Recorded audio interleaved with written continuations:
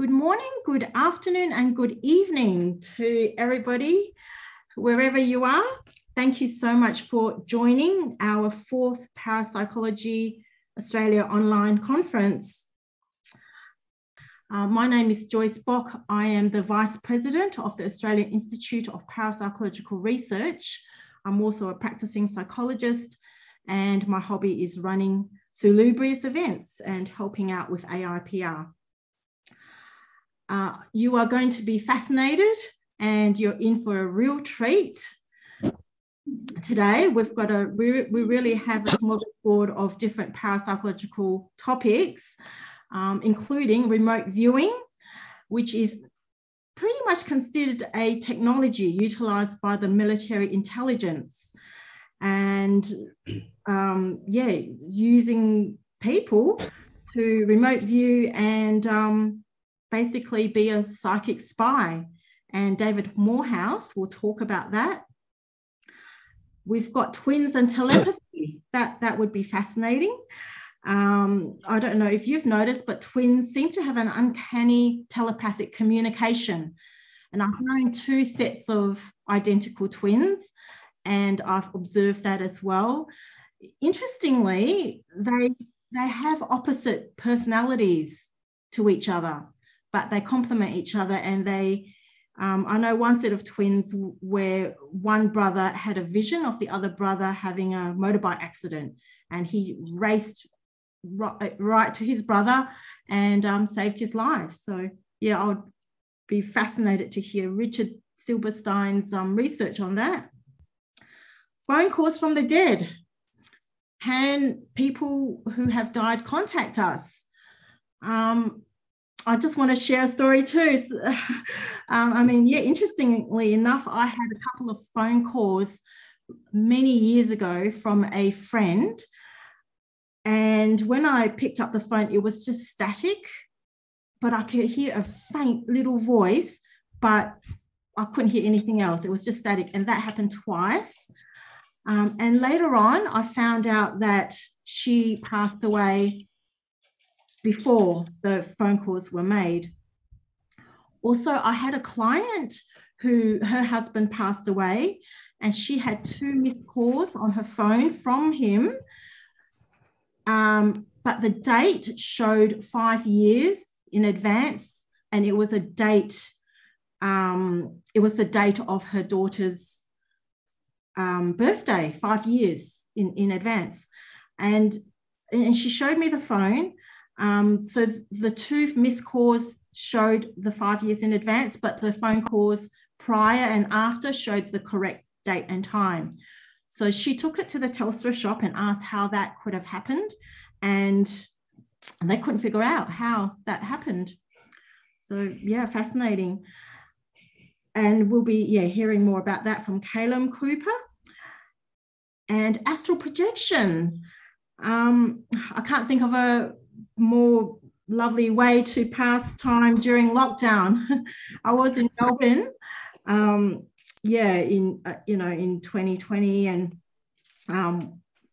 survived the 8-month lockdowns. But apparently some Generation Z people, kids, young people, experimented with astral projection, where they met their favorite characters. So that's really fascinating and unique, and we'll be hearing more about that from Samantha. All right, so what is parapsychology? Well, basically it's the study of psychic and paranormal phenomena. And that is one of the things that we do at AIPR.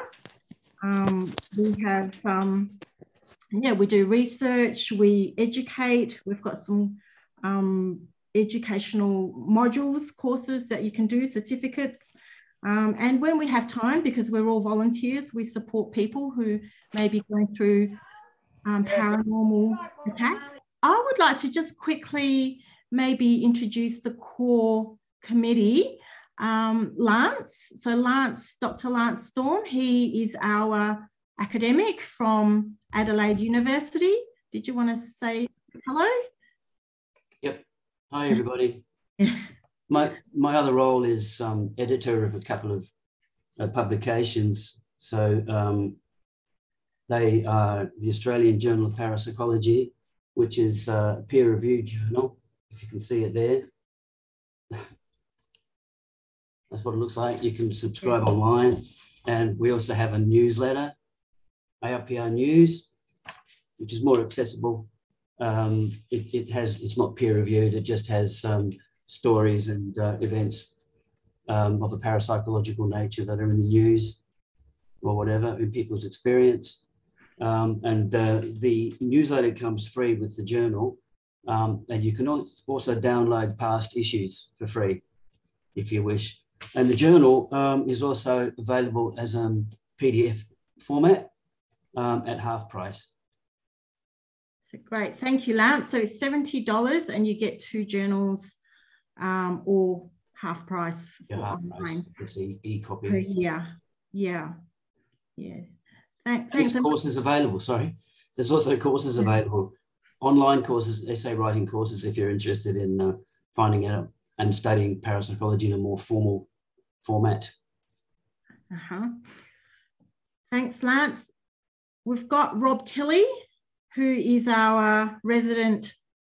He's our public officer, but also our Ghostbuster. He's cleared more than 300 houses, including 2 recently. He's had 85% success rate. Yeah, so hi, Rob. Hi, Joy. Hi.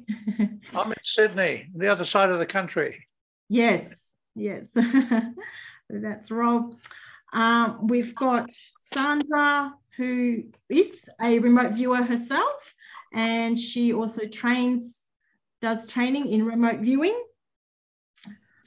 She's also an author and educator. I think, hello, Sandra. And we've got Terry. Is Terry here? He's a hypnotherapist in Queensland. He hasn't joined us yet. So I'd like to introduce now our president of AIPR, Dr. Vladimir Dubai, to say a few words. Vlad? Thank you. I thought for a second you forgot about me when you were introducing everybody else. Best for last. So yeah, just wanted to welcome everybody. I think Joyce and Lance probably covered a lot of the material that I wanted to I guess, introduce. I'll just talk very broadly about the whole event.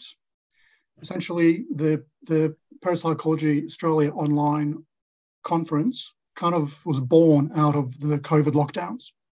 So during COVID, the regular in-person conferences, for those who don't know, which were held in Sydney, couldn't be held. So we decided to do an online version, which has actually proved to be really, really popular, very successful.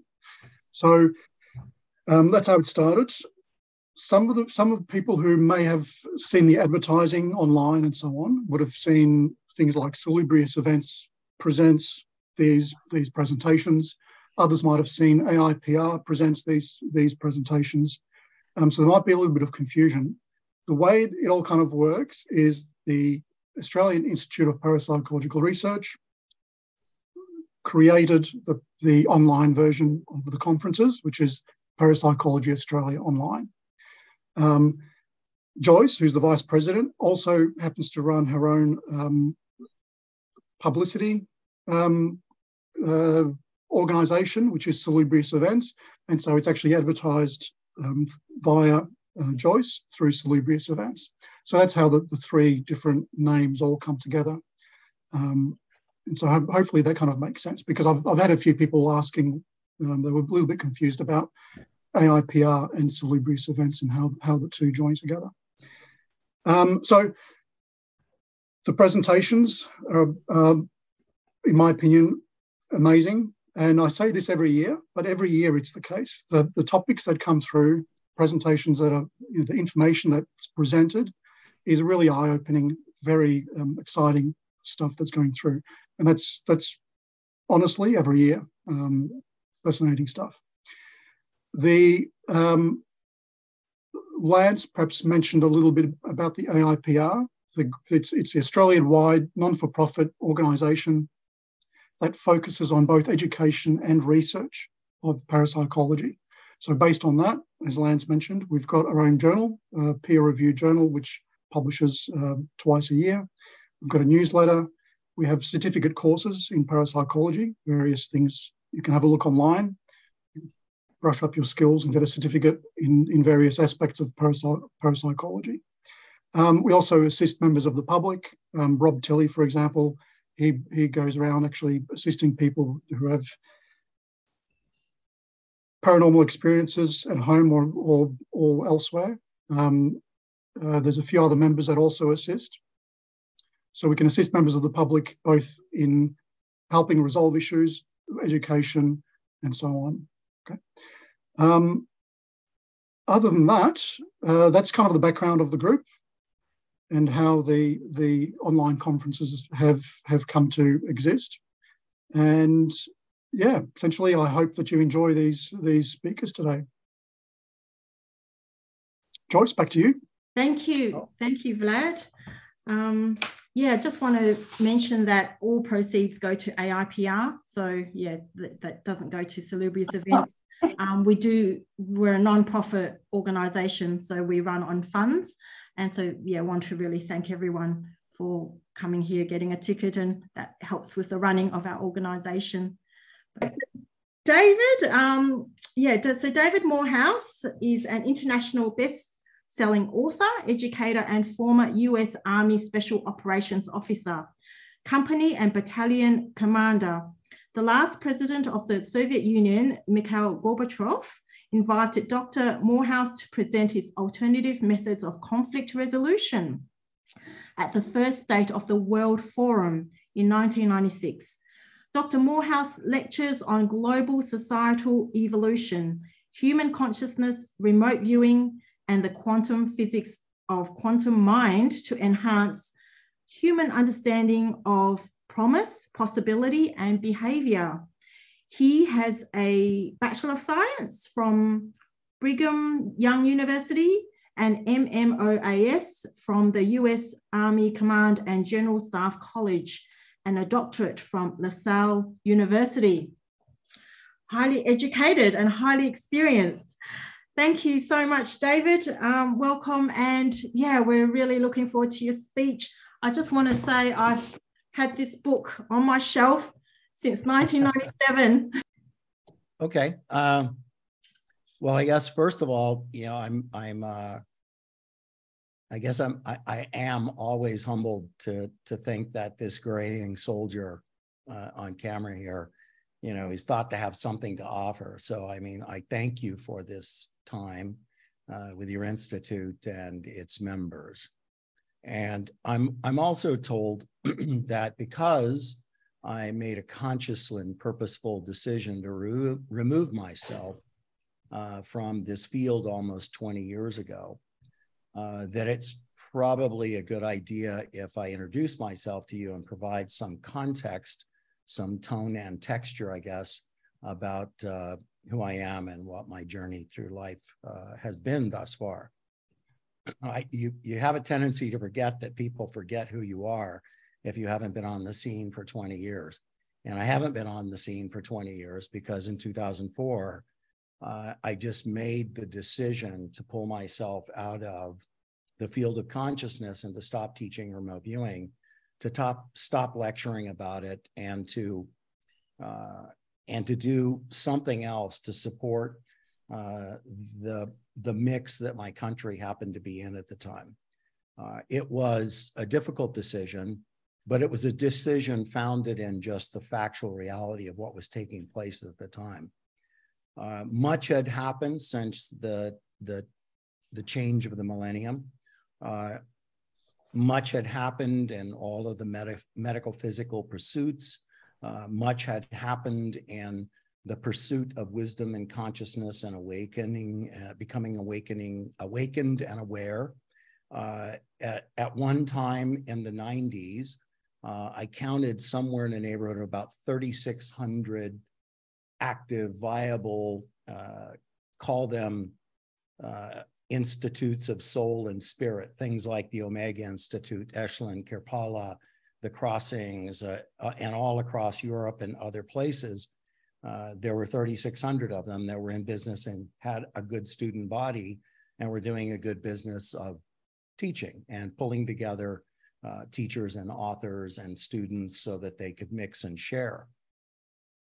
By 2003 and 2004, after the United States had entered its second war, the number of those institutions had dwindled down to somewhere in the neighborhood of about 320, meaning that people were beginning to fall off for a number of reasons. Late into the 90s, those who didn't think that what should have happened or what was going to happen in the year 2000 and the millennial change, a lot of other people peeled off from that point. Once the US entered a war in Afghanistan, people began to drop off from that point because what's the point? That's the way a lot of people saw it. And it didn't matter the institution and what they were trying to do. I had good friends, Ken and Joyce Beck, who owned the Crossings in Austin, Texas, which they spent literally tens of millions of dollars.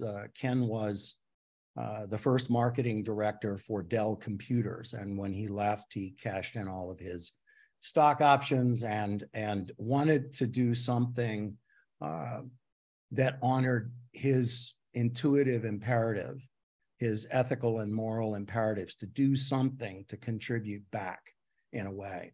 And so 10,000 or tens of millions, somewhere close to $20 million spent in the development of the Crossings, and sparing of no expense to create this wonderful institution for people to go to study from great teachers and masters and poets and artists and spiritual leaders and political leaders as they might show up, the great spa and other things. And that it's at this point almost a ghost town.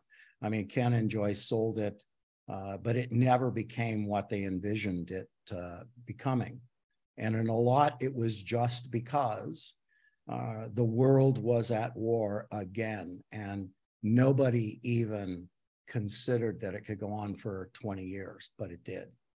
In 2004, I made that decision to pull away from what I was doing and to try to find a way to contribute in a positive method, not to pick up a weapon and become a soldier again in that respect, but to work with soldiers, sailors, airmen, and Marines and special operators from around the world to work in the field of medicine, which was a passion of mine when I was in university at Brigham Young University. I was pre-med, but I made the decision that I did not want to be a physician. What I really wanted to be was a soldier. And that's what I became. But now I found myself going back to old friends from the Ranger Battalion, battalion surgeons and others. And there was a whole new brand of medicine that was being taught called tactical combat casualty care, also called operational medicine, which is defined as actions at the point of wounding on the battlefield.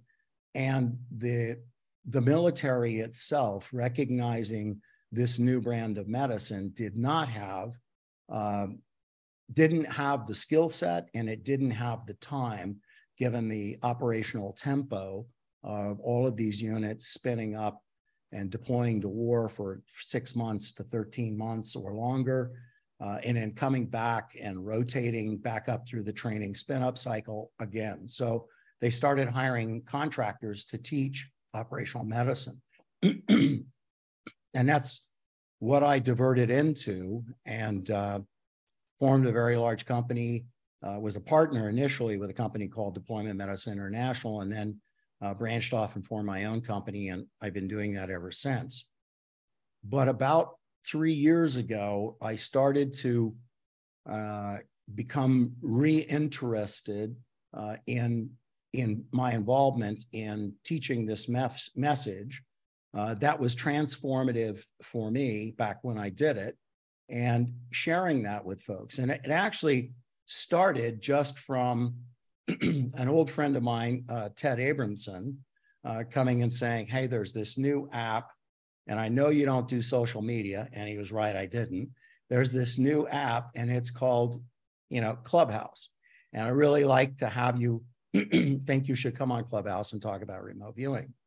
I didn't, I have to say it was pretty funny because in my first days of doing this with him, we were doing like 4-hour shows, and I found myself to be highly agitated by the questions and the way in which they were being asked, and how the entire perspective of what remote viewing was, or what consciousness was, or human promise and potential and possibility, all of those things had kind of really morphed itself into other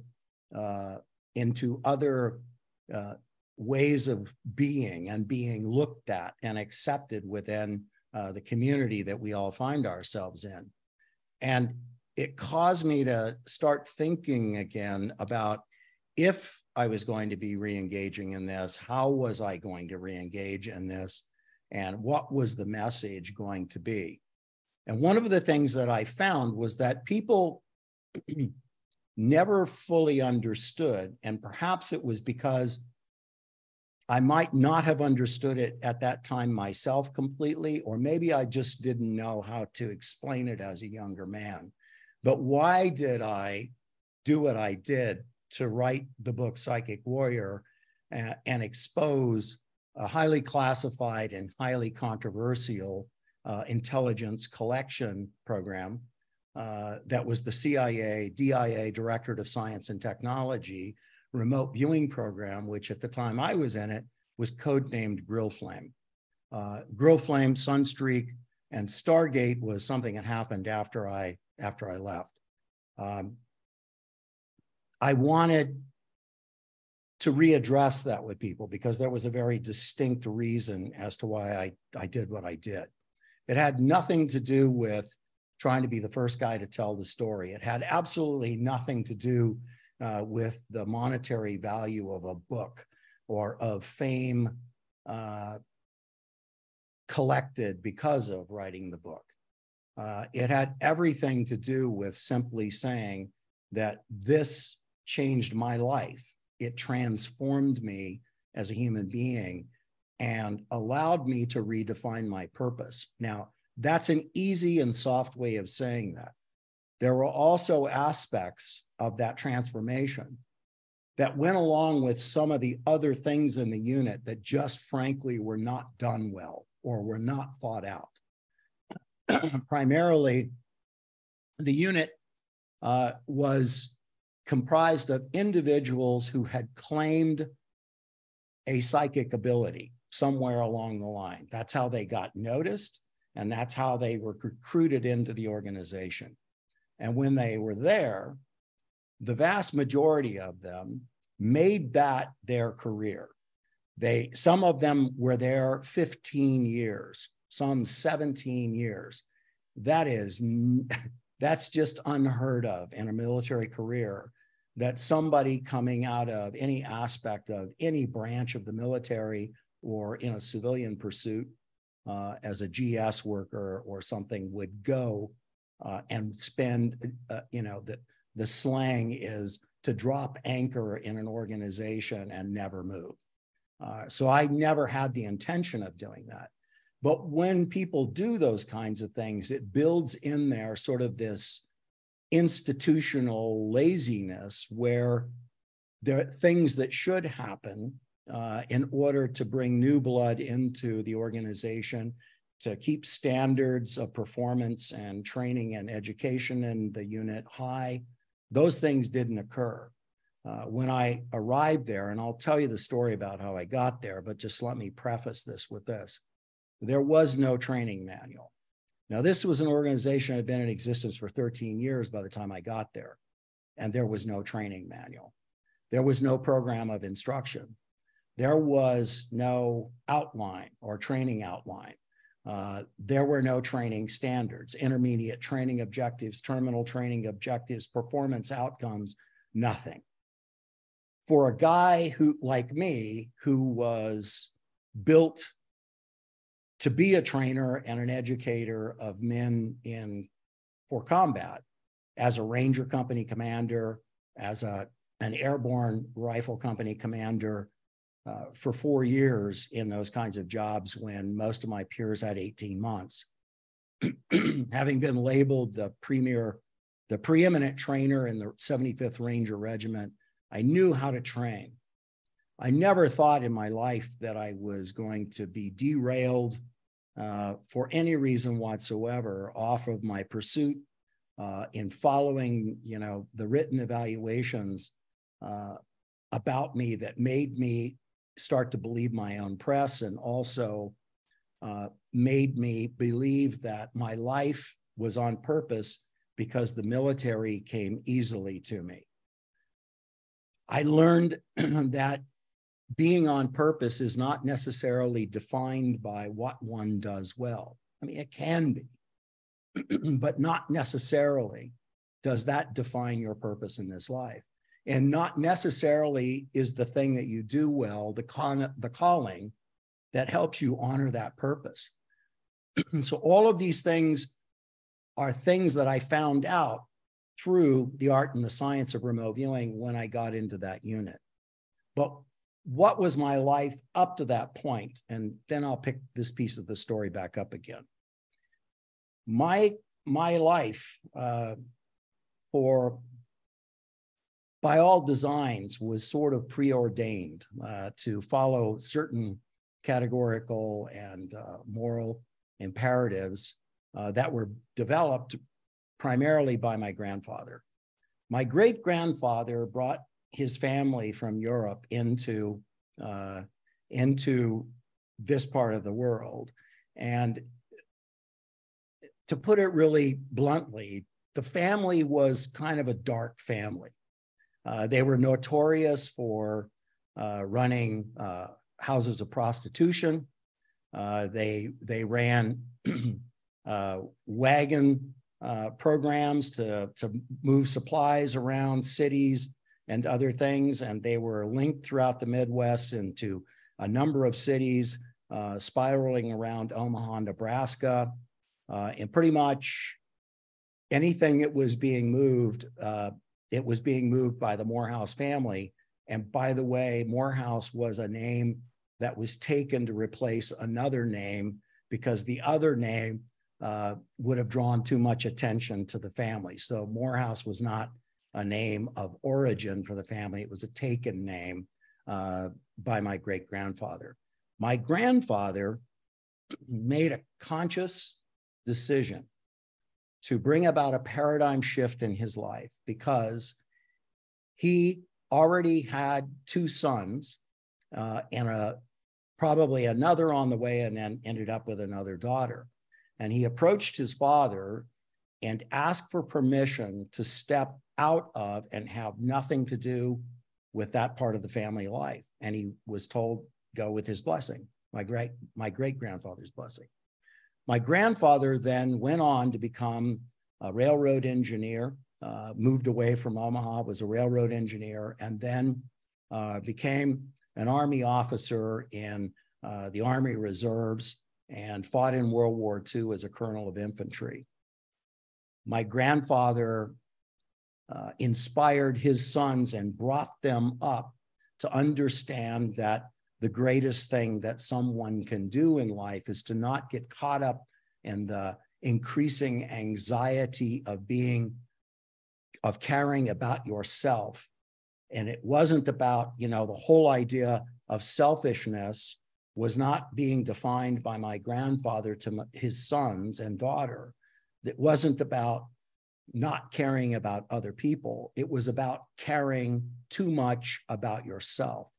If you didn't care too much about yourself, then it was impossible for you to be selfish, because you could only then be a giving, sacrificing, selfless person who operates in the service of others. And that was my grandfather to my father.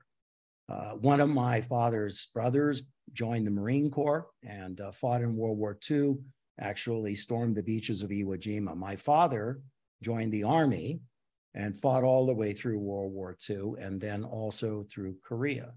The other brother was too small and had had had pneumonia multiple times. And so he joined the United States Forest Service and spent World War II putting out forest fires in central and northern California forests, working with a unit that was called the 555, the 555th Parachute Infantry Battalion, which was an all-black parachute infantry battalion that was not sent to go to combat in Europe, but kept in the Western United States to fight the forest fires that were raging because the Empire of Japan had developed incendiary balloons that they would send up into the jet stream that would come, follow the jet stream over into Oregon and California. And based on timing and barometric pressures, they would release their incendiary cargo, which would drop down, burst into the forest, and start a forest fire. So there was an entire war front in the Western United States that many people don't even know ever took place. And so all of those young men and that family were involved in some way in this selfless service and sacrifice. So I think that despite my best efforts to avoid it, that part of my life was kind of preordained that I was going to at least step into that. I fought it. I didn't think I wanted to do it. I actually avoided an appointment to a academy, and I did so by disappearing across the border into Mexico with one of my best friends, who we thought I was age 17 when I graduated.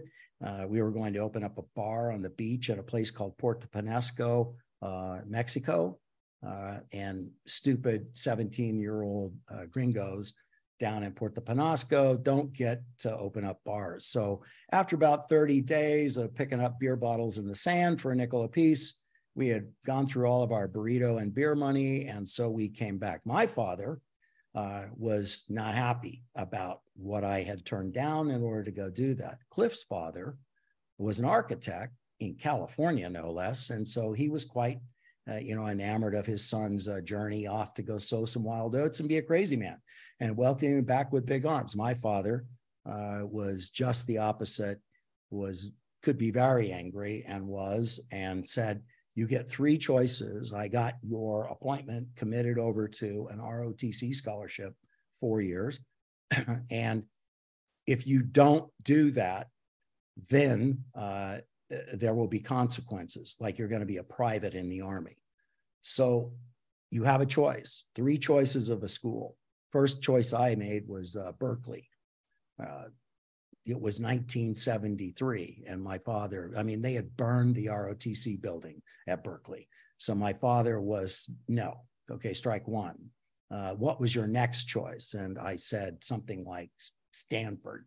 And then it was, no, there's like 20 cadets in the ROTC at Stanford. You're not going to Stanford. So he said, that's it. I'm picking the next place. The next place was Brigham Young University. Why? Not because I was a Mormon, because I wasn't, nor was my father. I was sent there because my father was an avid golfer, and Johnny Miller, who was a Mormon and who had played golf for BYU, was like the Tiger Woods of his time. And so for that reason, I ended up going to BYU on a ROTC scholarship and a wrestling scholarship. When I got to BYU, I did everything that I could do not to fall in love with the Army program that was there, but there were 500 cadets in the ROTC program there. And there were some 250 to 300 Air Force cadets in their program. So it was easy to see that there was supportive interest and that it was a safe and good place to be. And the first time I did anything with them was my first journey into what it was going to be like to be a soldier or a leader. And it happened as easily as if I were taking a breath. And so by the time I went to the summer camp for between your junior and senior years, I went to jump school and to Ranger school, which was there were only 3 of us out of BYU. The rest of them all went to what's called advanced camp. And out of jump school, out of 500 cadets or that were in the regular Army that were paratroopers in the basic airborne school, I was a distinguished honor graduate, and then went through Ranger school. We started 168 Ranger students, and we graduated like 23, put on a Ranger tab. And again, I was the #1 out of that class. So I came back to be the student brigade commander. And when I was the student brigade commander, one of the last things that happened when I was there is the professor of military science at the time, Colonel Bartley E. Day, took my wife, Debbie at the time, and I to dinner. And when he took us to dinner, he prophetically said to me, which made no sense to me whatsoever, he said, at some point in your career, even as an infantry officer, you are going to be asked to participate in the intelligence community. If you are asked to do that, turn down that assignment. If you are ordered to do that, get a gun and shoot yourself in the head, because you will never recover from what happens to you as a result of that participation. You'll never recover with your family. You'll never recover spiritually, and you will never recover in your own sense of self-worth if you go do that. I ignored every bit of that. I mean, I couldn't even figure out why he would have ever said something like that to me, but he did. So into the Army I go, and by the time I've got a year under my belt, I've already become not only a graduate of the Infantry Officers Basic Course, but I'm a Pathfinder, and I've gone to the Infantry Mortar Platoon Leaders course. I go to Panama, my first assignment, Infantry Mortar Platoon Leader, then I'm an Airborne Rifle Platoon Leader, then I'm an aide to a 1-star general, becomes a 2-star general, then I am later an aide to a guy that becomes a 4-star general, Sync South, and then I am, as a first lieutenant, given command of the Army's only separate airborne rifle company in Panama, a job that had only previously been given to senior captains getting ready to make major, and I hadn't even made captain yet. I barely outranked the young officers under my command. And while I'm there, when I leave there, I go to the 1st Ranger Battalion, and I start off as an assistant operations officer, then I'm a personnel officer, and then I'm given command of a Ranger company. I get 2 years in each of these companies, which is unheard of. Usually it's 18 months in a company for anybody, and most people never get to go to a Ranger Battalion. In commanding Ranger Company, I got to be an extraordinarily good trainer because I was trained by General Luer, who was the man who actually formed 1st Ranger Battalion in 1974 under the General Creighton Abrams, Chief of Staff of the Army, charter to reform that Ranger Battalion. I am sent to the Kingdom of Jordan in the last 6 months of my company command to train Jordanian Rangers.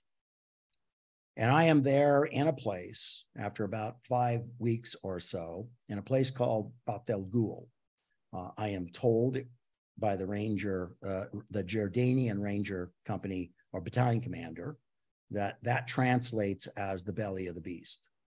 It's supposed to be a haunted valley. It's a place that looks like, quite literally, you are on the moon. There is nothing, but there are fossils everywhere in the rock formations of foliage, of ferns, and things of that ilk.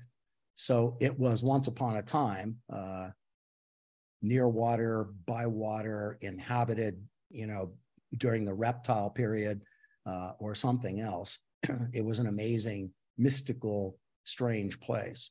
It was a place where in this valley, the Hodge Road ran along the northeastern side of the valley, and it ran parallel to, and sometimes went under, this narrow gauge railroad that was the railroad built by the Germans under contract to the Turks at the turn of the century.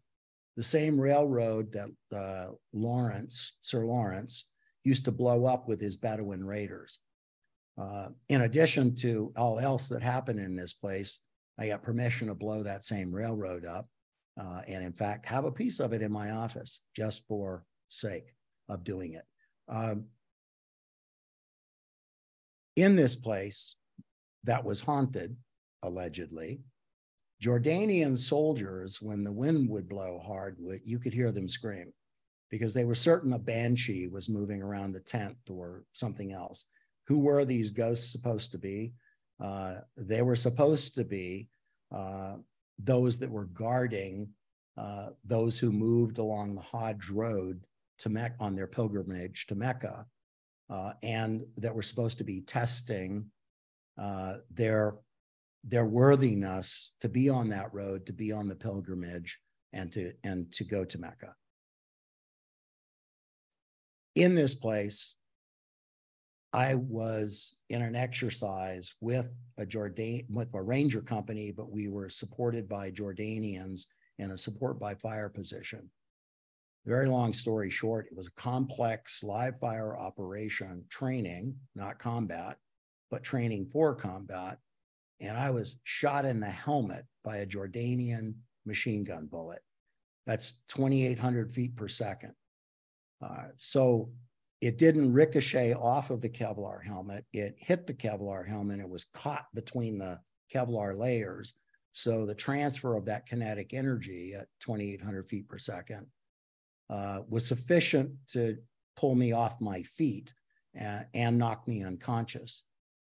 That was the first time that things shifted in my life in a fairly dramatic way. I had a vision, and over the years, I have struggled to tell the story of that vision and what the significance of it was. And I freely admit that in the early days of attempting to tell that story, it was me trying to supplant the responsibility of that message to something outside myself, like some messenger or some guide or some angel or some entity or something else. As I have grown older and more self-assured in who I am and what I have become, and the role that I have played in becoming that thing or that person, I am certain that the message was not from some external messenger. The message was me talking to me, sending a message to me. And what that message was, simply stated, was you have chosen the wrong path in life. You are to choose a new path. In other words, you're not on purpose, David. You need to find your purpose. Now, I will tell you this, that was profound and unsettling. And I, of course, did what any good Ranger Company commander would do. I ignored every bit of that. When I came to, all I did was try to make sure everybody understood that I was fine, that I could stay in command. I didn't need to be shipped back home and somebody else given my job. And I stayed in that position. Several months later, it became time for me to change command and to go to another position. Very long story short, where I was supposed to go didn't happen. I was supposed to go to Italy to be an aide to an Italian general. That didn't occur. And so I was now a free agent. That's not a good thing to be as a former Ranger Company commander, because personnel officers start to salivate at the things they might be able to stuff you into at that point. I was earmarked for a black book assignment to go to El Salvador. I wasn't certain exactly what that assignment was going to be, but given my history in the special operations world and being now a regimentally affiliated special operations combat arms infantry officer, you can only use your imagination. There was a war against communism raging in El Salvador, and the US was a huge part of that. So now I was earmarked to go to El Salvador to the Mill Group and serve in some capacity there, which I didn't fully understand. The Ranger Regimental Commander, Colonel Joseph Stringham, flew to Fort Bragg, North Carolina, to the Aberdeen training facility where we were training, and came in and pulled me aside into an empty mess hall and sat me down and explained to me what that job was going to be and why he was not going to allow me to do it. Now, I'm not going to tell you, I don't know exactly what it was, but the good colonel made a hand and arm signal to me of a finger pulling a trigger and told me, you're not that kind of guy. So I'm assuming that it had something to do with the Phoenix program that was set up in El Salvador. That was a template of the Phoenix project program that came out of Special Operations Group in Vietnam. So it was an assassination program of some sort, and they were looking for guys with special operations background to plug into that program. Yeah, I was really thankful for him intervening in that because, yeah, I'm not that guy. I would not, that would have been kind of the unraveling of all things for me. My job that I was picked up for was to go to a top secret special access program that was codenamed Royal Cape. Royal Cape. It's also called by its nickname, The Activity. There's another name you may have heard it referenced by, and that is called the Secret Army of Northern Virginia. There is a book that was written called Killer Elite. You can get it on Amazon. I have nothing to do with it, but I will tell you I've read it, and it is uncanny in its accuracy of telling the story of this very secretive unit that I was brought into to be the deputy executive officer there. One of the things that happens in this unit is because in this world of Department of the Army special access roster, sort of covert assignments that you get into, for me, it was like the first circle of hell that the universe was sending me to for not listening to the message I gave to myself when I got zinged in the helmet rather, by a machine gun bullet. And that quite simply was, now I'm in the Department of the Army Special Access roster, which means that your file is no longer an infantry branch. Now it goes into the DASSER file where DASSER people keep your file. And they're all special operations folks. And if anybody types your name into the big supercomputer of the Army, it comes back and says, service member not on file. That's what it says. So you no longer exist. As far as any of your friends and colleagues are concerned, you are now in this pocket of special people doing what those people do. The mission of Royal Cape was to develop support infrastructures to support clandestine and covert military operations in Tier 1 and Tier 2 countries. Example, in the failed Iranian hostage rescue attempt, that was essentially the birthplace of ISA, of the activity. That was a place where they needed to find witting corporations to supply trucks, safe houses, medical care, anything else that they might need to help gather intel or support the operation itself. That was where the Army understood that if they were going to do these kinds of things, and in the world that was developing in front of them, it was an understanding or understood that that was going to have to be developed by each individual service that had whatever kind of a special operations program that it had. I can remember sitting at ISA and listening to CIA's Claire George very clearly say, the reason you guys exist is because it's not our job to do what you do in the agency. We are responsible for industrial, economic, and political espionage. We have nothing to do with supporting your military operation. Of course, that's all changed over the decades since that time, but that's where we were in the 1980s with this new formation of so many different things that occurred in the 1970s and moving into the 80s. Redefining how America was going to keep its military. I it was part of the organization, and kind of what goes on in the organization is this. Every 4 to 6 months, you're required to sit down and do a counterintelligence polygraph. That's not a full lifestyle poly, it's just a counterintel poly. They want to ask you questions like, do you know did you ever disclose classified information? Have you ever stolen classified documents? Do you know anybody that has? That kind of thing. Once you pass your CI poly, assuming you do, then you are to sit down in this organization with a psychologist called the command psychologist, a lieutenant colonel, who's detailed there to keep his kind of finger on the psychiatric pulse of the organization. Why do they have a psychologist there? Because as Colonel Bartley E. Day said, you'll never recover from your journey through that world. And the people who were in that world were not intel people. Most of them were special operations, special forces, or Rangers, or Marine Raiders, or recon.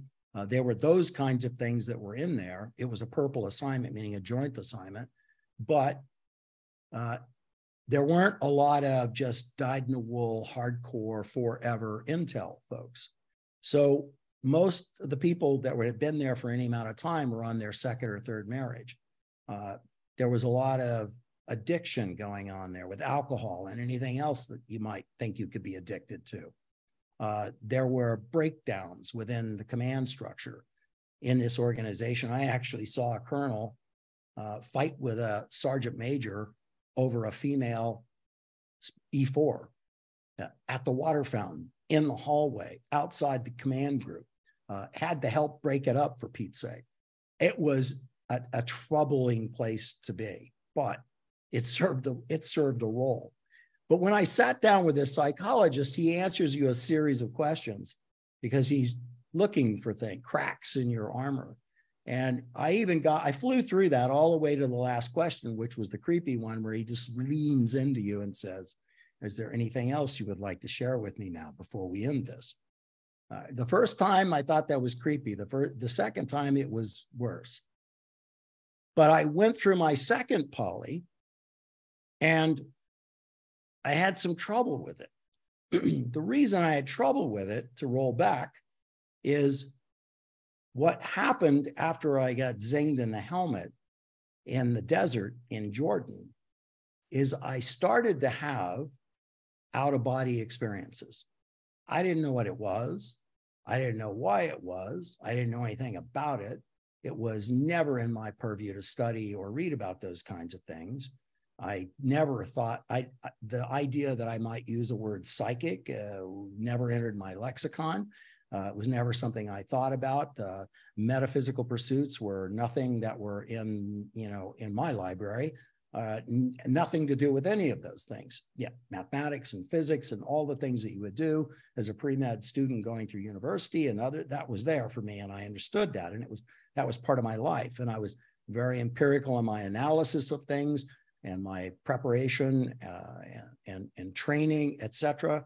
I was consider myself an academic educator and trainer of men. So I never really understood what was happening to me. And I know there's somebody that's going to be in this lecture lineup that will talk about those kinds of things for you, and that's good. It should be interesting. For me, it was uncontrolled, and while fascinating, was disruptive to what I thought was supposed to be going on in my life. So I then started trying to meditate because somebody mentioned to me that maybe meditation would help. I didn't really know what that meant. That's how much of a bonehead I was about these kinds of things. So I read up on it. I have to go to the post library and read up. They didn't have books online and stuff like that. Internet wasn't even available at that time. So not for us anyway. And I just didn't know what to do with it. So I dabbled in this. I bought some cassette tapes that were supposed to help, back and forth. So when I do my counterintelligence poly, the second one, I can't help but decide that I'm going to relax through meditation to go through this polygraph. Not a good idea, because what ends up happening on the other end of that is the CI polygrapher goes, he didn't tag me as deception indicated, but he remarked the results were inconclusive. That meant when I went in to see the psychologist, he had been armed with that information.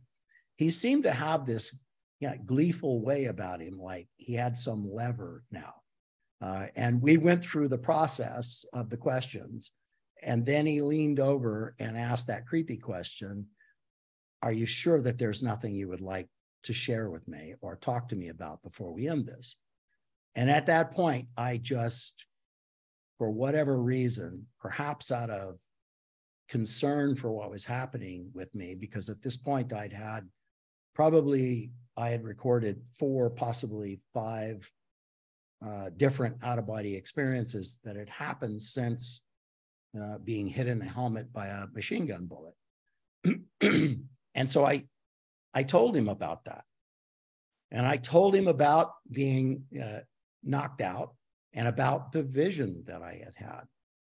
And I am, in all honesty, saying to you, I admit that I kind of half thought that what he was going to do was pick up the phone and call Walter Reed Army Medical Center and book me a bay over there to go see somebody, where I would then be fed a cocktail of psychotropic medications to put a harness on whatever was happening to me. And that's not what happened. He walks over to a file safe, opens it up, and pulls out 3 blue folders. And in each of those folders were stamped "Secret Grill Flame." And he handed them to me, and he said, everything will be okay. Read these, and let's talk about them tomorrow morning. I went over to my office, brewed a pot of coffee. I was in a secret compartmented information facility, so having classified documents out on my desk all night, that was norm. And I read through these things.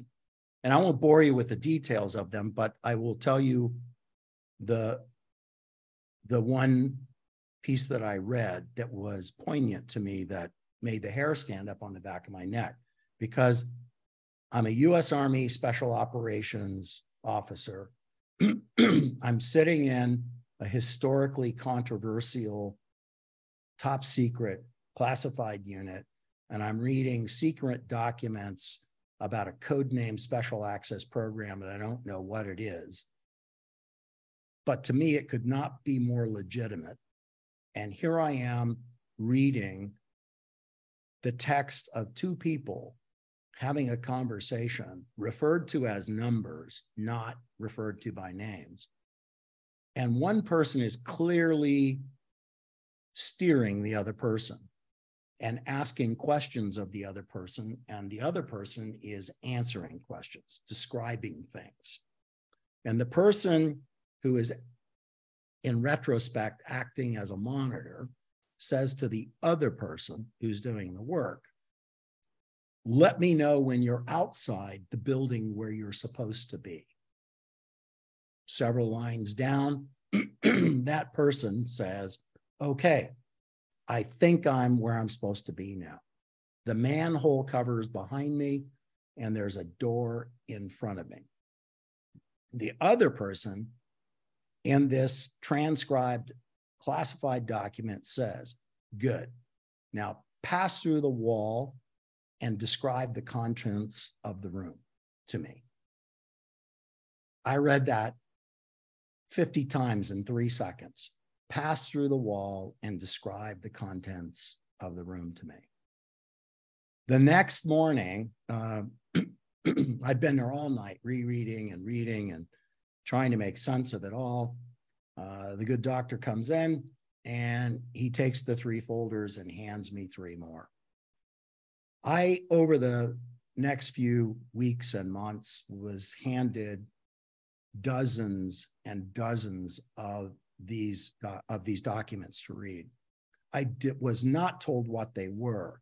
He was just fishing to see how I would respond, how I'd react. Would I be intrigued, or would I be off-put by the contents or by his inability to disclose fully what it was all about? In about 4 months, I'm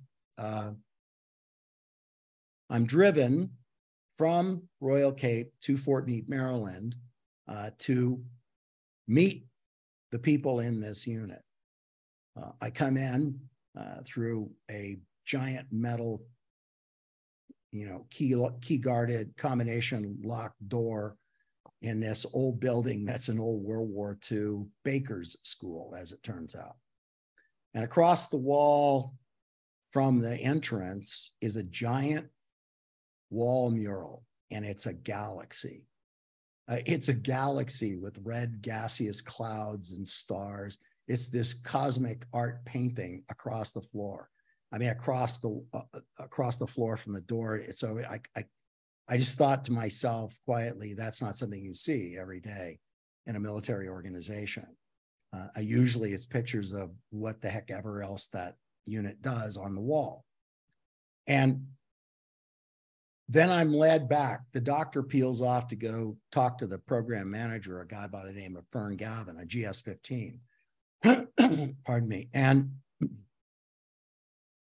I'm brought to the back, and I meet in the back Angela, Robin, and Mel Riley, who is sewing beads onto a piece of a brain-tanned deer hide, deer skin. And behind him are dream drums and tomahawks and axes and, spears and you name it, breastplates and everything else that he's worked on and done. And he's quite masterful at it. The girls that are there, Angela and Robin, have black cloths draping over gray Army desks, and they are practicing with tarot cards. I'm an airborne ranger, and all of a sudden I'm seeing this. I don't have any idea what to make out of this, but you can only imagine what was going through my head. Again, none of this is something I've ever seen in a military organization. And then I meet the rest of the crew, Lynn, Gabrielle, Paul, Ed. And then finally I'm taken in to meet Fern. And when I sat down with Fern alone, Fern says, I'm always impressed that there are young officers who are willing to give everything up to come be here. Which to my amazement was not what I expected to hear, because I really had no idea what it was they did there. And I wasn't aware that I'd be giving anything up to be there, or I hadn't agreed to a thing at that juncture. So what are you talking about? I said, I don't know what you do here. I've been looking at things that you do, but I don't know what you do here. And he said to me, what we do here is we train people to transcend space and time, to view persons, places, or things remote in space and time, and to gather and report intelligence information on the same. That's what we do here. And we'd like you to be here. Yeah.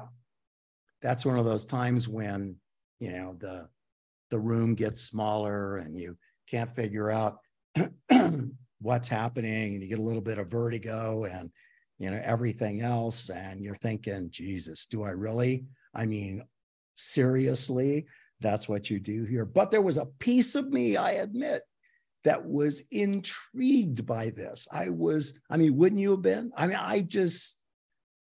Part of me wanted the logic side of me, the scientist side of me wanted to just get up and walk out and dismiss it as, oh my God, and then the other piece of me was like, well, maybe I can figure out what's happening with these out-of-body things, or what that message was, and all those kinds of things. These things that were beyond the physical.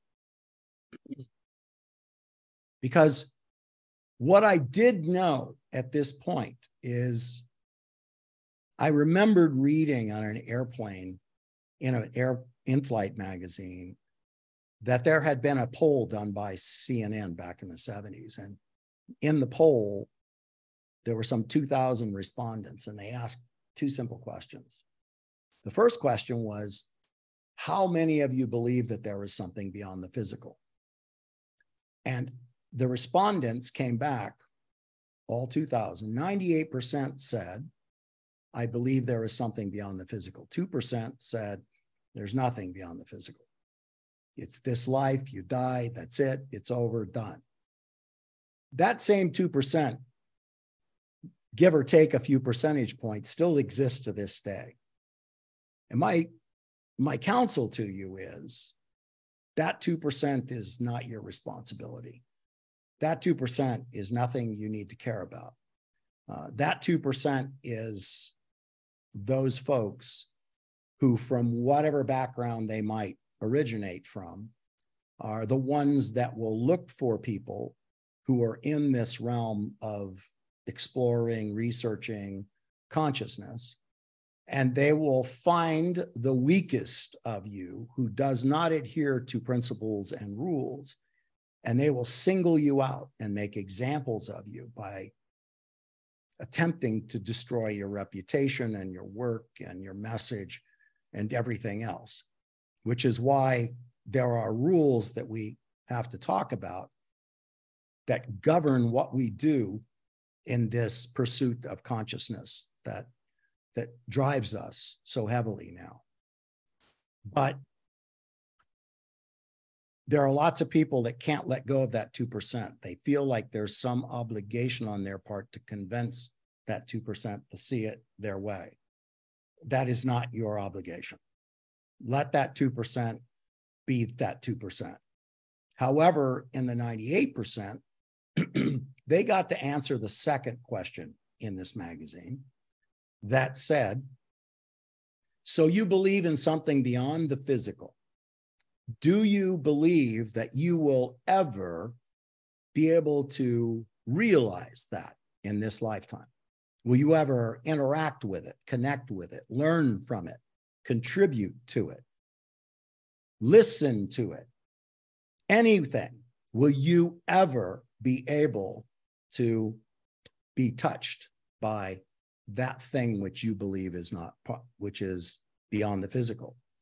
Of that 98% that responded, only 24% came back and said, responded in the affirmative.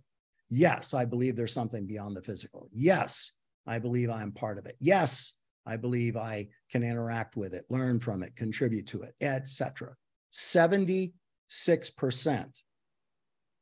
of that agnostic, falls squarely into that agnostic. There's something out there I believe, but I don't know, and I don't believe that I will ever realize it, see it, hear from it, learn, contribute, or be a part of it in any way. It's just a belief structure for me. Your job, your mission, your purpose, if you will, should be to focus on that 76%. Because that 76% of the population of true believers that there is something beyond the physical is a powerful, yet dormant, sterile percentage of the population that will blow whichever way the driving winds of negativity or limitation blow them, because they don't believe that they will ever realize anything beyond the physical in this lifetime. That is who you're trying to influence in the work that you do. And to do that requires certain standards and rules and obligations in truth and in the scientific exploration and validation of what it is that you do. The empirically driven evidence to establish what you're doing. The absence of brio and an abundance of humility in what you do. And that is critical to this equation, because step outside of that, violate the rules that govern our conduct, And what ends up happening is, as I said, they will single you out as something that is easily refuted and destroyed. And it has happened. And in my particular field of remote viewing, there are 3 rules that apply to it. I teach it to every class, to every student. Rule number 1, remote viewing is not 100% accurate. It never has been. It never will be. Do not ever say that it is. Why is it not 100% accurate? Because it is a human interpretation of a waveform expression existing in an omnipresent, omnidirectional presence within the holographic matrix field, within 8-dimensional hyperspace. And all the human brain does is detect, decode, and objectify. Detect, decode, and objectify that waveform expression of data. It's a human interpretation. It is never 100% accurate. Hence, rule number 2. You never trust the results of a single remote viewer operating independently of other remote viewers. You never trust the results of a single remote viewer. Why? Because of rule number 1. Okay? Everything we do in this life, no matter what your pursuit, no matter what your discipline or your endeavor, everything we do, everything moves in cycles. We have peaks, we have valleys, we have changing, wavelengths, we have changing amplitudes in what we do. Everything we do, everything from a quantum perspective is energy, and therefore everything can be expressed in waveform on some level. Even our own personal performance in everything that we do. Nothing is ever the same. Nothing is ever perfectly templated or duplicated. We do some things well one day, better the next day, lesser the following day, really bad the day after that, and oh my God, the day after that, and then it'll cycle back up again. But everything is in a cycle. So you never trust one viewer operating independently of other viewers. All of us are better than one of us. So we just finished a project of remote viewing for the History Channel. Sandra was part of that. So was Mari down there, probably some others in here that I can't see the list, but 70 remote viewers from 6 countries, 6 or 7 countries, did some work for the History Channel for the Skinwalker Ranch. It'll be on next week. It's called Beyond Skinwalker Ranch. And you'll get to see a practical application of the work done by 70 skilled, trained remote viewers, all trained by me and trained in the exact protocols that I was trained in. And I did that and mandated it that way because I needed to make sure that there was consistency in their product, in their collection product, consistency in their summary methodology, so that I could use it. As it stood, it was literally thousands upon thousands of data points. I mean, somewhere in a neighborhood of like 8,500 data points that had to be analyzed, correlated rather, and captured, to be thrown on camera, all of which the delivery took in total 5 hours, and it'll probably be 8 minutes on the camera. So I have no idea exactly what it'll show up like, but there's supposed to also be a behind the scenes thing, which should be interesting because that'll probably encompass a great more of their work. It should be fun to see. Rule number 3 in remote viewing is not a standalone endeavor. It was designed, it was built, it was created to be used in consonance with other collection methodologies. In the military intelligence world, it was made to be used with SIGINT, ELINT, FODINT, HUMINT, the 34 other intelligence collection methodologies that are out there now. Remote viewing was just one more provider of pieces of that puzzle. Not one of the intelligence collection methodologies is 100% accurate, including remote viewing, obviously. None of them are 100% accurate. In fact, some of the ones that you would think might be accurate are never accurate, like human. I mean, we went to war in Iraq, armed with the human intelligence provided by 1, 2, or 3 people about weapons of mass destruction. And oh yeah, you know, there was selective listening on the part of the administration, but the case in point is human intelligence is inaccurate. By its nature, it's inaccurate because everybody sees things in a different way and nobody processes or passes the intelligence that they think they have in exactly the same way. And then the human analyst that takes it, the case officer running them, or, you know, passing the information themselves, everything gets distilled and filtered and interpreted again and again and again. And even in electronic intelligence, it's the same thing. It has to be heard, recorded, and analyzed by human ears with human consciousness, and then turned around and interpreted to mean this or mean that. And there's nothing that makes it better. AI is not better, it's just more efficient, but it is not necessarily better. And it too can have its own errors. So it's not meant to be a standalone endeavor. So that means that if you're going to use it as a law enforcement and investigative tool, there are protocols for that. And there are standards for that. There are procedures for that.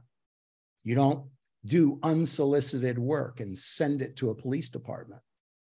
My son is a detective, in addition to being a command sergeant major in the Maryland Army National Guard. But he's been a detective for 18 years. And he knows what I've done. I mean, he knows what I do, you know, in the remote viewing unit and teaching it, et cetera. And he, like most cops who have been on the job for a long time, are hyper intuitive. You know, they call it their, you know, in the military now, a new term has been adopted called spidey sense.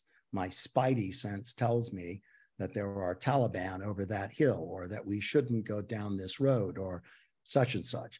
And police officers use the term my gut. You know, my gut tells me this is right or that's wrong. I shouldn't do this, that. They're talking about intuition, being intuitive about things that they cannot see or understand, but their gut, their intuition tells them to do this or that and not this or that.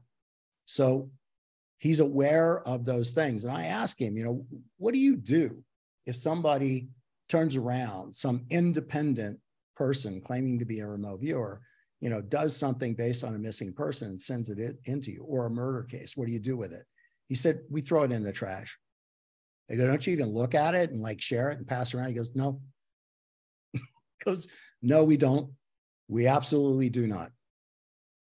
So the only time I've ever seen that work is where there has been a protocol approach to it, working with Detective Lieutenant Sam Bowerman, the Baltimore County Police Department, many years ago. Mel Riley, myself, and Lynn Buchanan worked a missing persons case with them. And we worked it over multiple sessions over a couple of days. It was the first time that had ever been filmed by film crews. It was uncomfortable, to say the least.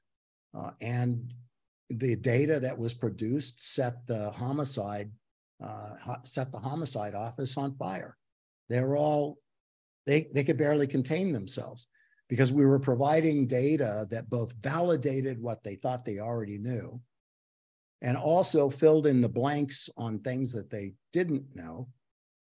And then they were asked, had an ability to ask reframing or focusing questions that we were then able to go back in and do more sessions to try to answer those, and did.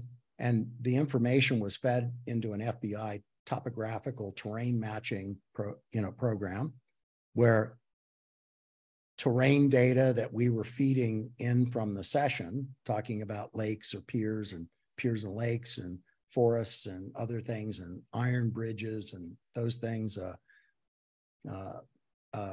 white horse with a wing on a very high pole, all these things, which all in the computer matched up to landmarks and things that were in the area and along the way to where they believed this individual destroyed the car of the victim, and to a lake and a pier where they believed the body probably was. But that all distilled down to this. It distilled down to, can you show us right on the ground where it is? No, not in 4 sessions. Well, you know, then it became a production issue for the film, right? A production thing for CBS reports, or 2020, whoever was doing it. Well, we can't keep everybody here to do this. You guys got to put something out now. We can't do that. We need downtime. We need to think about this. We need to come back and then do more sessions, you know, a day, and then maybe more sessions the following day. If you want us to narrow this down some more, there wasn't time for that. Didn't want to do that. There wasn't time. There wasn't budget for that. Then I posed to Lieutenant Bowerman, can't you go out? I mean, for Pete's sake, man, we've narrowed it down to the lake, you know, the area around the lake, a ravine with a part of the body exposed. Can't you go out there and look? And the answer was simple. No, we can't. We don't have the manpower. We don't have the money. We don't have the time. You guys can't make an X on the ground on a map for us to go. We can't do it. We don't have cadaver dogs, and we can't get them. We cannot drag that lake. We cannot drain that lake. We don't have ground penetrating radar that we can go, you know, around a 5-mile perimeter on a lake. If you cannot narrow it down more than just on the west side of the lake, then we're stuck. And that's where that ended. Other police work that had been done with the New Jersey State Troopers and the Carteret Police Department in New Jersey, body found, you know, that one happened, but they had the assets and the time, and it involved an entire police department, the homicide department, being trained as remote viewers and then working the target. And there have been others, but they have to be worked that way. And you have to be able to, on all sides, to take it to fruition, to completion, to a standard, and to do it. Employing this in History Channel to be basically kind of an enigma penetration task force to kind of provide answers where the scientific measurement of what's happening, you know, under this new term, high strangeness, with all of the anomalous activity and just going, geez, I don't understand that.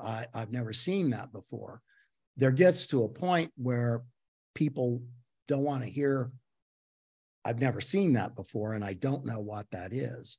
Remote viewers operating in a team can produce information that provides at least a glimpse, you know, under the circus tent to actually what might be going on there.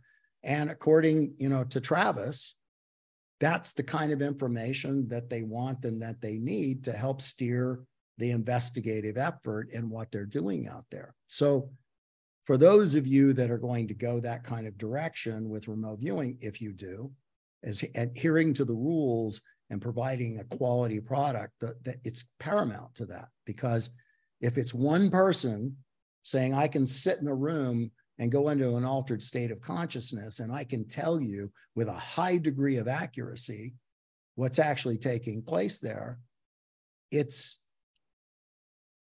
not only implausible, it's just stupid. It is undermining the principles and the ethics of what we're all trying to do in the pursuit of the investigation and the utilization of consciousness and conscious awareness to become awake and aware. And I, in all honesty, am not so opposed to people who do those kinds of things and then destroy their own reputations. The problem is that when your reputation is destroyed, you drive maybe 1% of that 76% who might have crossed the threshold to become students of consciousness, to learn that they are more than the physical, to learn that they are omnipotent, omniscient, omnipresent, and eternal beings, that their lives are filled with potential and possibility and promise. You destroy that opportunity for them because you're shown to be a charlatan. You're shown that you're just boasting of a capability that you can't back up. Because if you can take those 3 rules I just gave you that pertain to remote viewing, and you can apply that to something else, whatever your discipline is that you do. Don't try to be a standalone program, and don't relegate what you're doing to a parlor trick. I mean, don't do that, because they will be out there. And unfortunately, most of the guys that are on that come out of, Psychops. It's under another name now, where the amazing Randy was before he died, and, a bunch of Ray Hyman and a few others, Michael Shermer. I mean, Michael Shermer, as a skeptic, I get that guy. Michael Shermer was a theology student. He was in the seminary, studying in seminary. The only reason that he stopped, this is the guy that used to write the Skeptical Inquirer for Scientific American. He stopped pursuing a degree in theology, in studying in seminary, because they told him to continue. He was going to have to learn Aramaic and Hebrew and other things. And he was like, I'm not doing that. So he transferred over into psychology, and while in psychology was doing, studies on human performance and psychic ability and other stuff, and witnessed some of those tests, and then drew some very severe conclusions about what is and what isn't possible within, human consciousness. And from that point, drove home a message of limits for pretty much the better part of the rest of his career. He recently was married. I don't know how recently, a few years ago at this point, probably. But in the marriage, I remember reading an article that he wrote about the marriage, because he married a German girl, and they were having the marriage in the States where they live, and her parents sent over a box of things from Germany for the wedding for her, her memorabilia and stuff, belongings. And in the box was an old radio, and it was a radio that her grandfather used to listen to. He used to listen to music or football on, things like that, soccer, and it was broken. So Michael Shermer, being an engineer of sorts, digs into this and disassembles this thing and solders and cleans it up and replaces some things and puts it all back together and turns it on, tries to get a sound out of it, or roll it to a station. He can't get it to work, and he spent hours doing this thing. So he just wrapped it up in its cord and put it back in the nightstand, in the drawer of the nightstand. The next day, he thought he was going to get it for her, like kind of a wedding gift, to have it refurbished. The next day, the wedding is going to happen, and that is going to happen down away from the house, in the bedroom and all that. And as the wedding procession begins, something in the house happens. And when they all come back up to the house, Michael Shermer writes, I came into the house and I could hear music. And he goes, and we're all looking at our phones and our tablets and, where is this coming from? Everybody's checking to make sure that, music's not on, and back and forth. And he says, I came into the bedroom, and in the drawer of the nightstand, the radio was playing music. And he said, it shook my skepticism to the core. And then his children, who were up there watching the wedding from up at the house as it was down below in a garden area, said that started playing the minute the wedding waltz began. And yeah, I have not since that time read a lot of scathing, skeptical reviews from Michael Shermer, because it's only a matter of time before all of us, despite our level of skepticism, it's easy to be skeptical from a third-party perspective, removed from the reality of that interaction with something in the non-physical.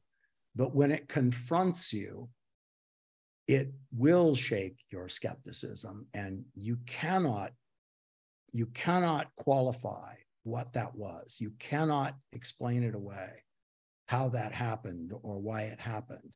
You have to be with it and then search within yourself and decide how, in being one of those 2%, are now squarely in the 76%, possibly making a journey into the 24%. So you don't want to be the person that sets his newfound belief on fire and puts him back into the 2%. You just don't want to be that. But I thought that was an interesting story of transform, or at least a moderate level of transformation for a man. So me now, in this remote viewing unit, I was dissatisfied with the process. I did not understand how I thought they were going to train me in this program. And they told me that this training program could take 12 to 18 months to learn to become an operational remote viewer. Operational remote viewer means you're ready to actually start spying. That's what that means. So I thought, oh my God, I have doomed myself to the next 12 to 18 months to do this. And what everybody told me before I came here, the commander of the past unit, Colonel Day, all these people who told me, you will never recover from this. This is nothing but an organization of misfits and freaks. And if you go do this, your career is over. They said that.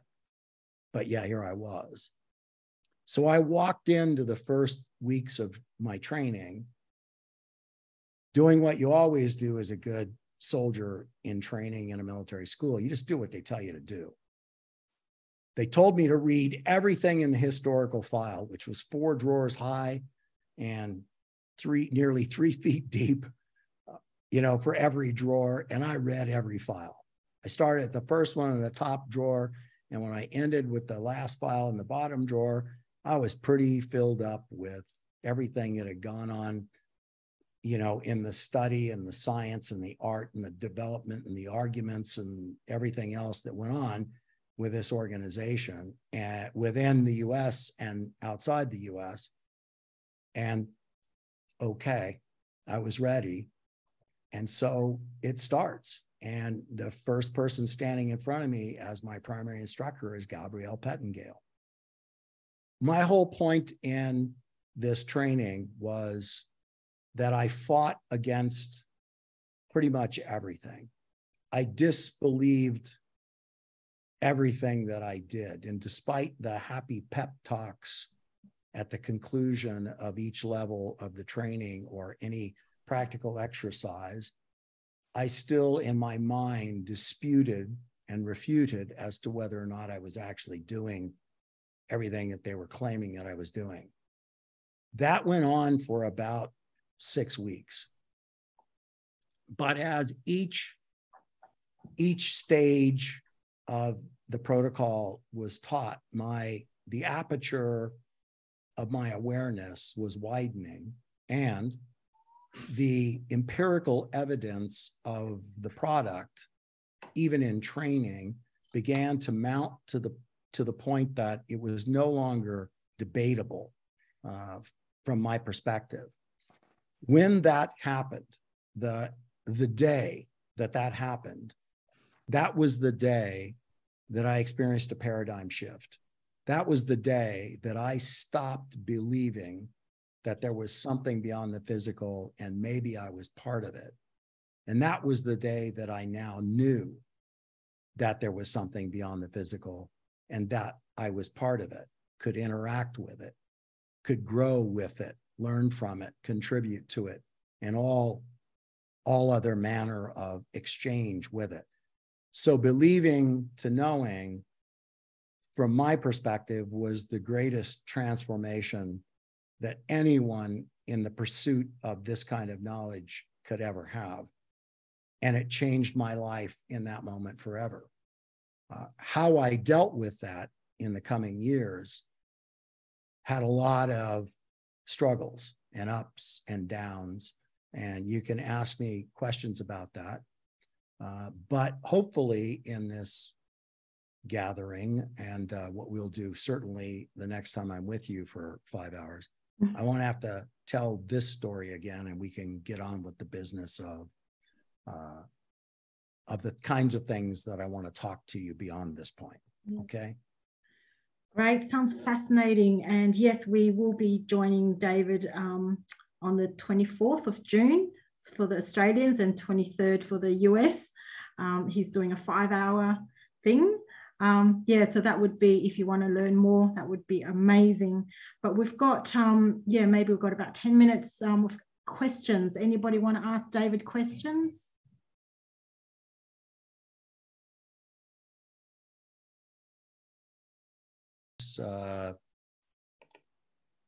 29, 28, 29.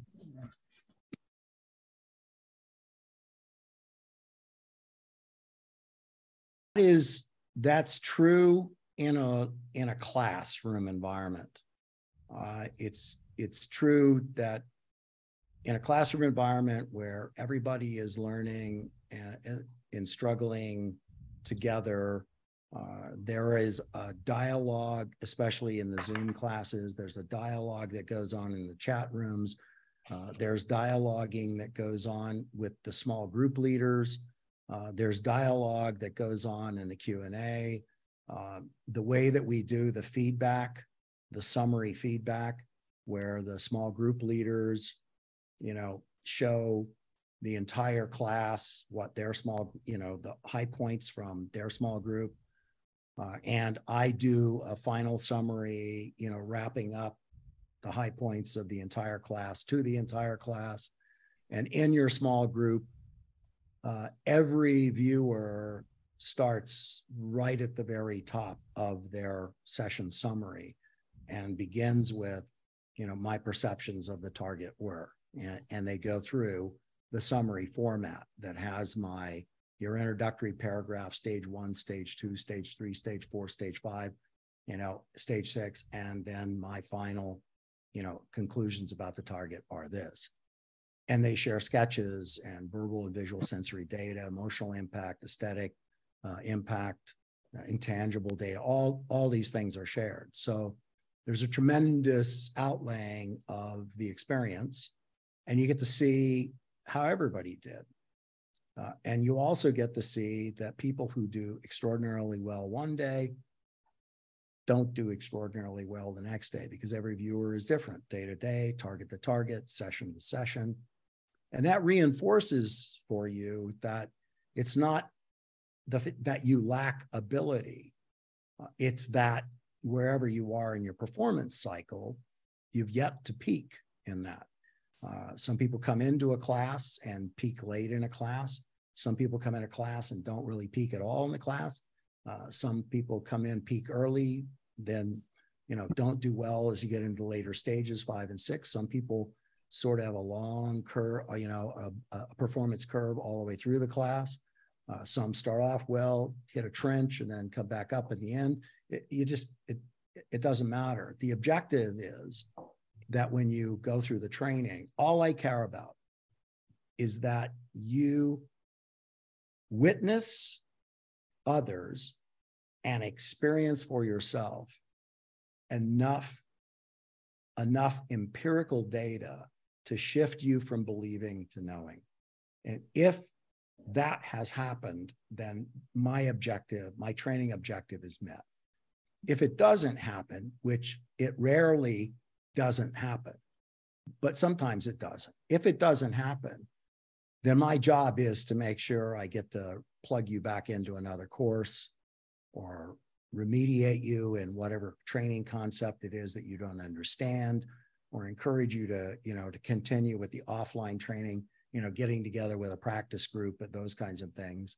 And then kind of follow up to make sure that what I want to hear is, I know, I got this now. And then what you do once that happens, I don't care. Remote viewing it's a tool. It's a hammer in a bag. It's an intelligence collection tool that can be used in medical diagnostic and law enforcement investigative and other things, right? In support of television programs, but it's a tool.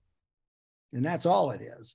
It's not the end all be all. It's a dogma, protocol driven discipline, that was designed not to be, free flow and whatever. It was designed to have a consistency of an intelligence product. That's what it was designed to do. But I've never seen anything that will give you an empirical evidence of the fact that you are more than the physical than that. The rest of it is typically predominantly anecdotal, but not remote viewing. So once you shift from belief to knowing, then the world is your oyster. Grab whatever floats your boat, and make that a new discipline for you. Make that your new pursuit. You now are armed with knowledge that you have done and gained through the work that you did in the physical and the non-physical, and through an empirical evidence. You watched yourself and 50 other students do this. So there's no question. And that's a powerful place to be as you move on with some other pursuit, if that's what you choose to do. Lots of people stay with remote viewing, but not everybody. Thank you. Maybe we just have 2 more questions, and then I don't know if you want to stay to the midnight hour answering questions or not, but we can play that. I'm fine. Here. Yeah, really? Oh, yeah, okay, yeah. Wow. I'm okay, fine. just one question. I still have a half a cup of coffee. I'm good to go. Okay. All right. So one question, even with training, has other psychic or esoteric specialities, speaking with angels, those who have passed, influenced or affected remote viewing outcomes? Can you, I'm sorry to ask you to repeat that again, Sure. but that was. Sure. So even if you've had the remote viewing training, has other psychic or esoteric specialities, such as speaking with angels or those who have passed away, influenced or affected remote viewing outcomes? Well, yeah, with caveat. You have to forget what you think you know already. All right.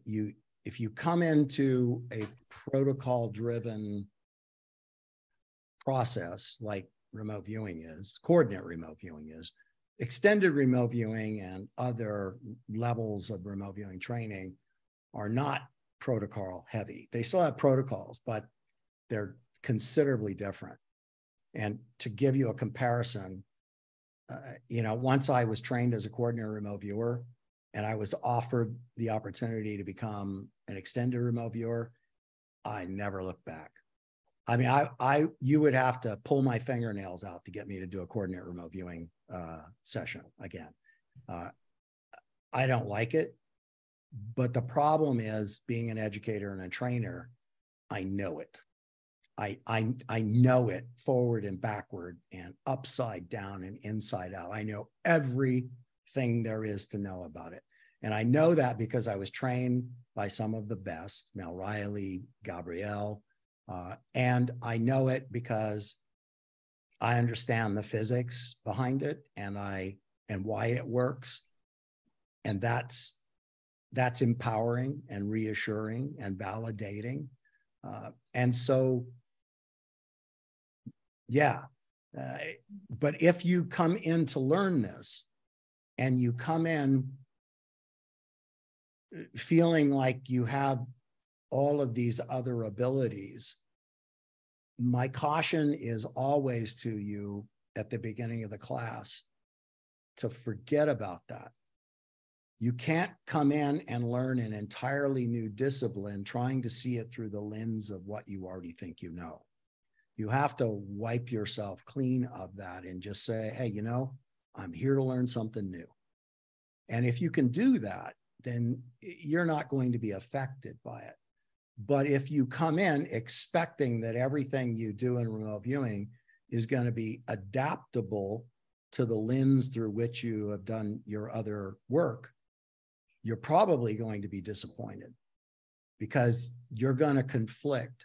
It's like too many Wi-Fi signals overlapping on top of each other, right? From the same modem. It just ends up, you don't have the bandwidth for it. You can't get out of your own way. You have too many expectations, self-imposed. And one thing remote viewers learn is the best way to get through coordinate remote viewing and move from belief to knowing is to let go of the outcome. Let go of the outcome, stop trying to be right, do the work, detect, decode, and objectify, learn the structure, dance with the structure. It's a brilliant creation by a brilliant man. It has a self-correcting aspect to it. It has an answer to everything that can possibly happen during the session. It is truly a science, an art and science miracle as a creation for training people to go into an altered state of consciousness and to rediscover an ability that we were born with. And that's another piece of the message, is that, you know, when the CIA contracted Stanford Research Institute in Palo Alto to answer 3 deliverable questions in this sole source contract.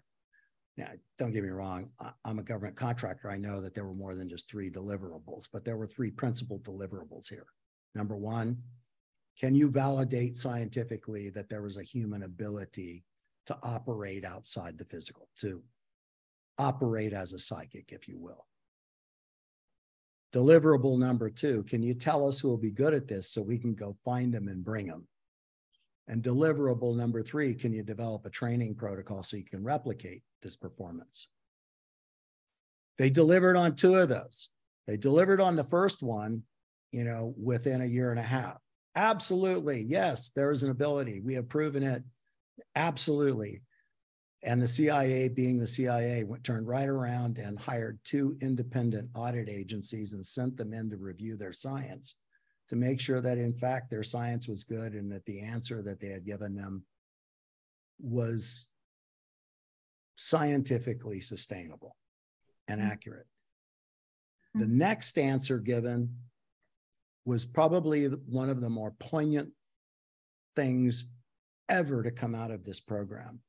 And that was that they said, our research has indicated that this is not unique to any one individual for any reason, that this is an inherent ability in every human being.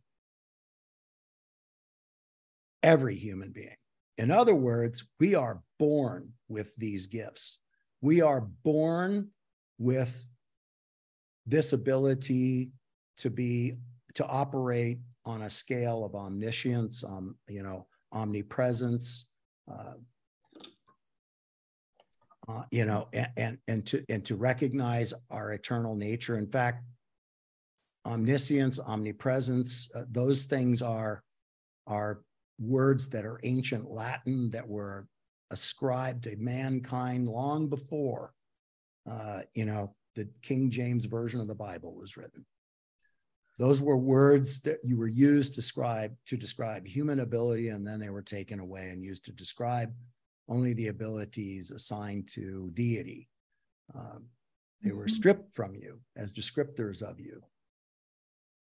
Yeah. Thank you, David. That I think that's a great point to end on. That's amazing, you know. So we're a lot more capable and amazing than what we are taught.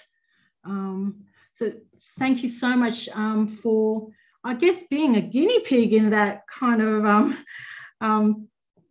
scenario, and then being able to bring us a training which you know, really helps, like it's a safer way, or knowing all the risks and yeah, that goes with it. So really appreciate that.